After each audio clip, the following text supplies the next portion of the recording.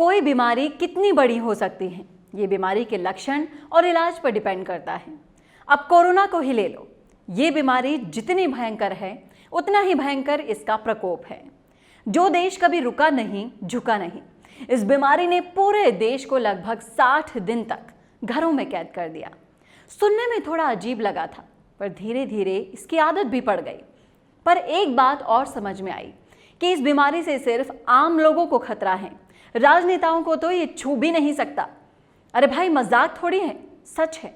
अब यकीन नहीं होता तो राजस्थान की राजनीति में उठे बवंडर को ही देख लो, आपको लगेगा ही नहीं कि कोरोना नाम की चिड़िया कभी थी भी क्या। नमस्कार, मेरा नाम है चेतना और आप देखना शुरू कर चुके हैं राजस्थान संवाद।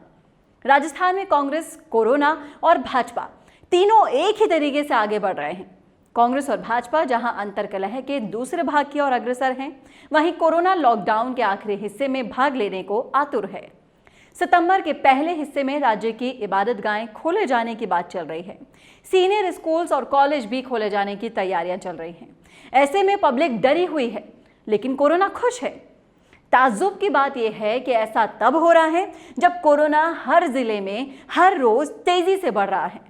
जोधपुर में तो हर रोज 200 के शतक बनाए जा रहे हैं। सरकार लगता है मानसिक दिवालियेपन की स्थिति में आ चुकी है। हालात संभालने की जगह बिगाड़ने में लगी है। पूजा स्थल और स्कूल कॉलेज खोलने के बाद मेरा दावा है कि हर रोज कोरोना पॉजिटिव की संख्या सैकड़ों में नहीं बल्कि हजारों में आने लगेगी। अस्पतालों की हालत ये हो जाएगी कि लोग सड़कों पर ही दम तोड़ने लगेंगे। मगर सरकार जल्दीबाजी में है तो उसका क्या उखाड़ लिया जाएगा। भाजपा अध्यक्ष डॉक्टर सतीश पूनिया ने फिर संगठन में कोरोना जैसा विस्फोट कर दिया है। संभागीय और जिला प्रभारी बनाकर अपनी पार्टी को नई ताकत प्रदान की है। इस बार भी वसुंधरा राजे के लोगों को दरकिनार करके उन्हें यह बता दिया गया है कि हाईकमान ने वसुंधरा जी को जो भी लॉलीपॉप पकड़ाया हो, पर उन्हें कोई दिशा निर्देश नहीं दिए गए हैं।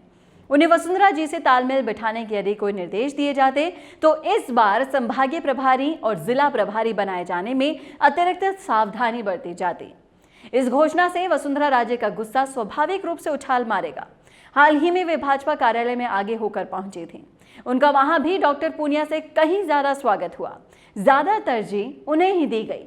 ऐसे में वसुंधरा जी पूरी ताकत के साथ अपना अलग से संगठन तैयार करेगी। वो अब जान गई हैं कि यदि इस तरह बंदरबाट होती रहेगी तो अगले चुनाव में उनके लोगों को एक भी टिकट नहीं मिलेगी और हो सकता है कि उन्हें भी चुनाव के लिए टिकट ना दिया जाए। इस कड़वे सच के साथ भाजपा में रहकर वे नई भाजपा तैयार करने में लग जाएंगी। उनकी इस कार्यवाही से भले ही वसुंधरा को नुकसान भी हो जाए, मगर भाजपा को होने वाला नुकसान इससे ज्यादा खतरनाक होगा। कोरोना और भाजपा की बात करने के बाद आइए अब कांग्रेस की भी बात कर लें। कांग्रेस में सचिन पायलट की नाराजगी को शांत करने के लिए जो समिति बनाई गई है, उसके जिम्मेदार प्रभारी अजय माकन अगले कुछ दिनों में राजस्थान आ रहे हैं। अजमेर, कोटा और भरतपुर संभाग के कांग्रेसियों से उनकी शिकायतें सुनेंगे। फीडबैक लेने के बाद कई मंत्रियों की गद्दी जाने की संभावनाएं बन चुकी हैं। कई नेता संगठन से भी बाहर होंगे। यहां आपको बता दूं कि ये तीनों संभाग सचिन पायलट के प्रभाव क्षेत्र माने जाते हैं। माकन के इस दौरे में सबसे महत्वपूर्ण रहेगा अजमेर संभाग। सचिन पायलट क्योंकि अजमेर से सांसद के साथ केंद्रीय मंत्री भी रह चुके हैं और पिछले लोकसभा चुनाव में डॉक्टर रघु शर्मा को अजमेर से जीत भी दिला चुके हैं। इसके अलावा इस संभाग के 5 विधायक खुद सचिन पायलट, हरीश मीणा, राकेश पारेख, मुकेश भाकर और रामनिवास गावड़िया एक साथ है। अजमेर संभाग गुर्जर बाहुल्य होने के नाते भी महत्वपूर्ण माना जाता है। इसके अलावा कोटा संभाग में भी सचिन पायलट का प्रभाव है। यहां सचिन ने अध्यक्ष रहते हुए निवर्तमान प्रतिपक्ष नेता रामेश्वर डूडी के साथ किसान पदयात्रा की थी और उसका असर ये रहा कि विधानसभा चुनाव में इस संभाग में कांग्रेस को अच्छी सफलता मिली थी। मीणा और गुर्जर मतदाता इसी संभाग में प्रभावी हैं। और तीसरा संभाग आता है भरतपुर। अजय माकन यहां भी पहली बार जाएंगे।